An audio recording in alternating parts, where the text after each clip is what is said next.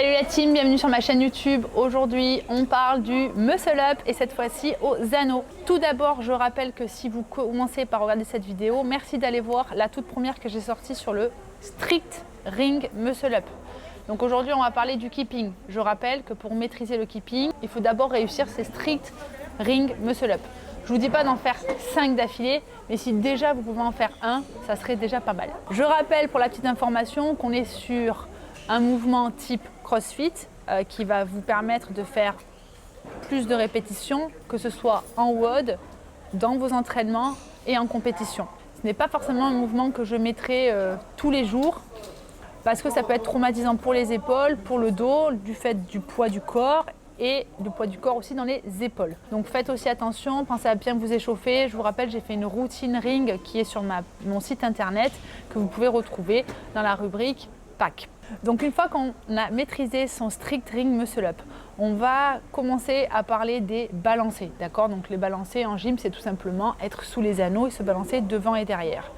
On vous parle souvent du holo, j'en parle constamment, holo arc sur ma chaîne, je crois que c'est les deux mots que j'utilise le plus.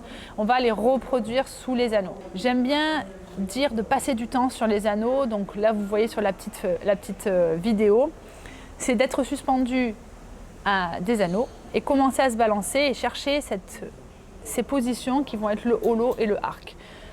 Là, qu'est-ce qu'on va essayer de chercher? C'est tout simplement donc de reproduire le bon geste avec une activation bien des fessiers, de sentir aussi que les abdos sont actifs, que les jambes sont tendues et que les pointes de pied sont tirées vers l'avant et vers le sol. Vers l'arrière, on va chercher à ouvrir les épaules, donc vraiment chercher cette ouverture, mais sans pousser les anneaux.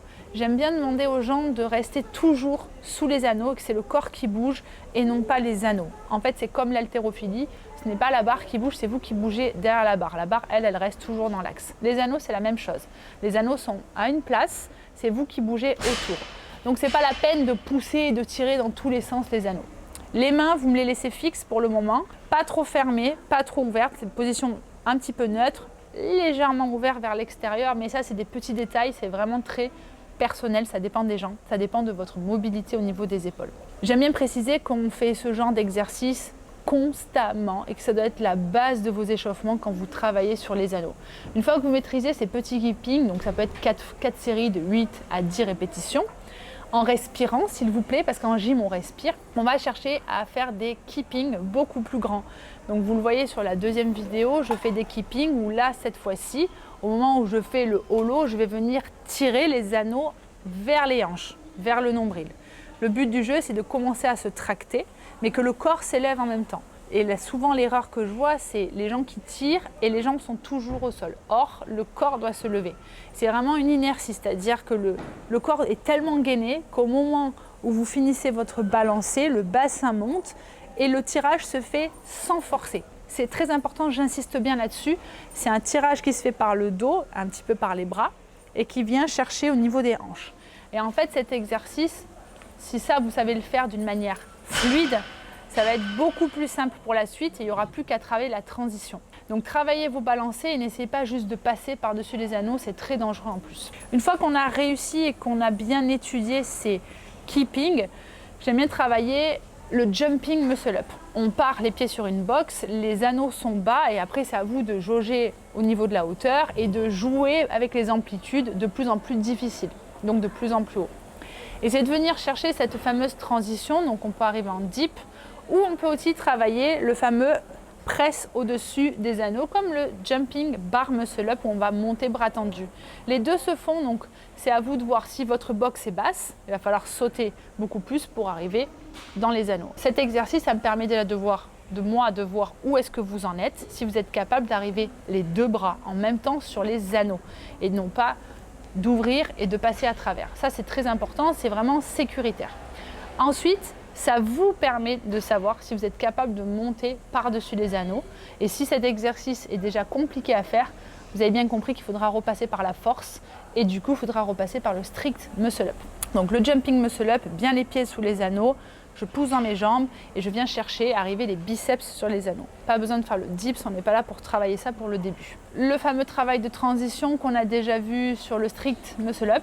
Donc là, vous reprenez exactement le même exercice avec votre élastique et vous venez travailler cette fameuse transition. Le but du jeu, c'est qu'au moment où le poids du corps vient vers l'avant, les pieds partent vers l'arrière. C'est vraiment une transition d'énergie, c'est vraiment de la logique. Et bien évidemment, on arrive toujours par-dessus les anneaux et pas dans les anneaux. C'est très important, il faut vraiment finir ce tirage pour arriver au-dessus des anneaux. Une dernière chose pour accéder à votre Keeping Muscle Up qui va être intéressante et surtout qui va vous rassurer, c'est de travailler avec assistance. Donc vous prenez un coach, un pote, qui vous voulez, mais quelqu'un qui vous aime bien, comme ça il prendra soin de vous.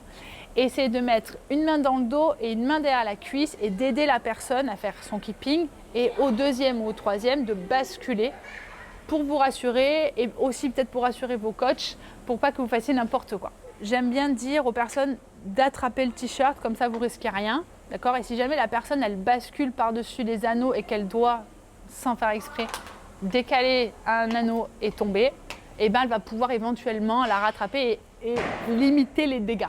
Okay, faites attention au matériel qu'il y a autour de vous. J'ai déjà vu des chutes, mais on n'est pas là pour parler de ça. Sinon, tout le monde va arrêter de faire de la gym. Pourquoi elles font ça? Donc ça, c'est pour le fameux travail de assistance Keeping Muscle Up. Et puis après, petit à petit, c'est de réduire cette assistance et c'est que la personne se libère de vous vraiment d'une manière progressive. Je vous conseille de travailler avec assistance au début parce que ça rassure et ça vous permet de vraiment faire le geste en réel et de prendre confiance. Je vais vous donner quand même quelques petits tips, des choses que je vois généralement sur les muscle-up aux anneaux. La plupart du temps, ça concerne beaucoup plus les filles, c'est que vous vous balancez et vous essayez de tirer. Or, même si c'est vrai qu'il y a un tirage, qu'il y a vraiment une traction réelle, je vais vous demander d'utiliser votre keeping, d'utiliser vos hanches, d'utiliser vos abdos, vos fessiers, vos cuisses et aussi bien évidemment le haut du corps. Donc ce que je vais vous demander, c'est qu'au lieu de tout le temps monter les fesses, quitte à coller le bassin aux anneaux, c'est vraiment je prends de l'élan, je monte mon bassin et en fait au moment où votre bassin monte, je viens chercher un tirage vertical. Et le fait de penser ça, ça va vous apporter de la hauteur.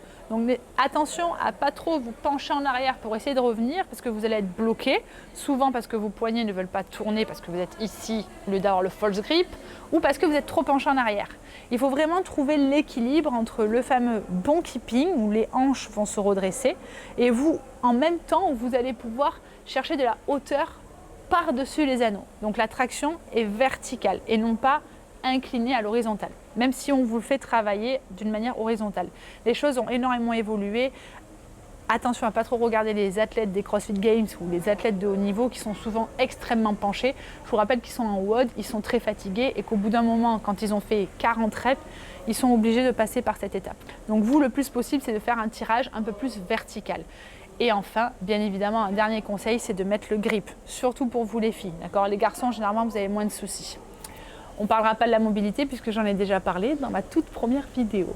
J'espère que j'aurai tout dit. Il y a des tas d'exercices comme le Russian Dip que Jordan va me remettre ici parce qu'en fait on ne l'a pas fait, on ne l'a pas tourné. Mais cet exercice est juste violent tellement il est intéressant. Donc le Russian Dip est à mettre en place pour le strict ou le keeping muscle up, pour le bien-être et la prévention des blessures au niveau de vos épaules. J'espère que je vous aurai tout dit. N'hésitez pas si vous souhaitez partager d'autres conseils, notamment si vous y connaissez. Je vous rappelle que nous, on est dans le milieu de la gym, du CrossFit. Donc à ne pas confondre avec la gymnastique. Je vous dis bisous. C'est une autre culture. J'espère que cette vidéo vous aura plu. N'hésitez pas à commenter et à me dire qu'est-ce que vous aimeriez voir sur la prochaine vidéo. À très vite.